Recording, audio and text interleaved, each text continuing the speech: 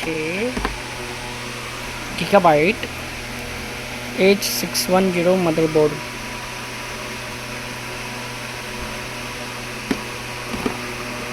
આ એના પોર્ટ છે. PS2 પોર્ટમાં કીબોર્ડ એન્ડ માઉસ. આ VGA, આ HDMI, આ USB 2.0, આ USB 3.0 બ્લુ કલરના છે એ, આ USB 2.0, આ ગીગાબાઇટ લેન ને સાઉન્ડ.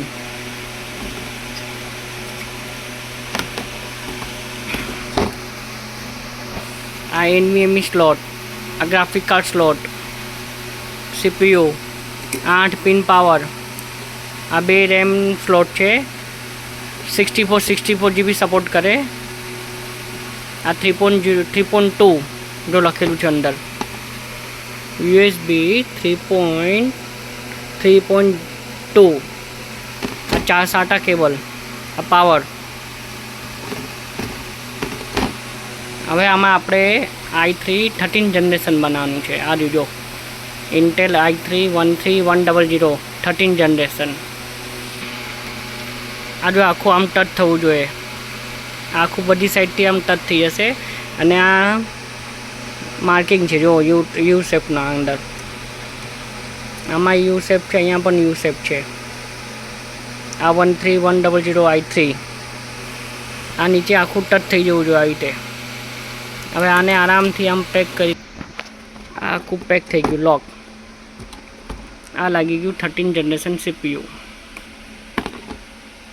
ફેન છે ઇન્ટેલ ઓરિજિનલ ફેન 13 જનરેશનમાં. હીટસિંગ કેટલું મોટું આપ્યું છે. આ નીચેથી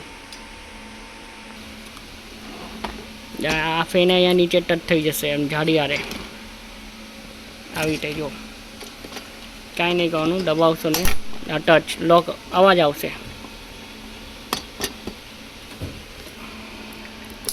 જો લોક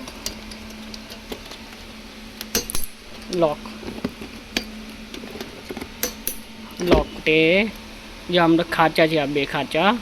આ ખાંચાની અંદર આ ફેનનો ખાંચો આવો મળીને લગાવી દેવાનું. આ લાગી ગયું ફેન 200. આ રેમ ફિટ કરતા વખતે આ ખાંચો પણ જોવાનું. આ ખાંચો મેચ થઈ જવો જોઈએ. જો આ ખાંચો મેચ ને હલકેથી આમ જ પ્રેસ કરવાની છે. અવાજ લોક ઓટોમેટિક લોક થઈ જાય. CPU ફિટ થઈ ગયું આખું. હવે આમાં NVMe નાખવા રહી 500 GB NVMe કિંગસ્ટન. આ 500 GB કિંગસ્ટન NVMe લોક છે. NVMe ખેંચવાનું હલકેથી માટે. આ અહીંયા આ ખાંચો મેચ કરવાનો. આ ખાંચો હવે હલકેથી આમ ધક્કો મારવાનો. લાગી ગયો ધક્કો. આ અહીંયા ફિટ થઈ જશે. આમ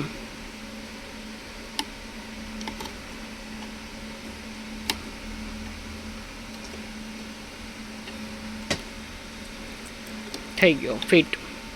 આ થઈ ગઈ 500 GB NVMe લોક.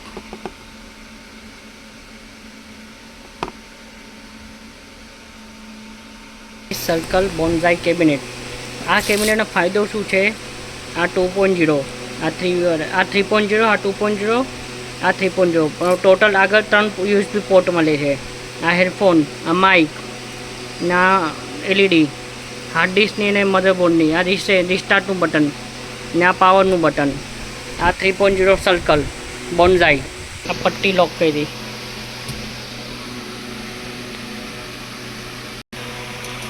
આ ફિટ કરવા માટે આ છે આ થ્રેડ કહેવાય.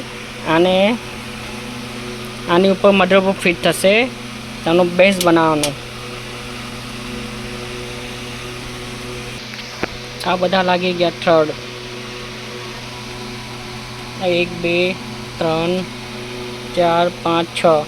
આ મેઇન થર્ડ છે. આ લાગી ગયું મધરબોર્ડ. આને હવે અહીંયા સેટ કરવાનું. આ સેટ થઈ ગયું. હવે મધરબોર્ડ ઉપર આ સ્ક્રૂ લાગશે આવા ડિઝાઇનવાળા.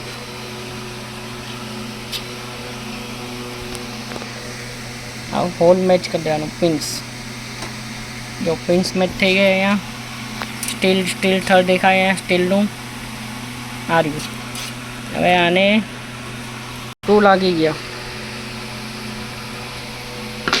અહીંયા 1 2 3 4 5 6 બધા કુલ લાગી ગયા. હવે ફિટિંગ કરવાનું.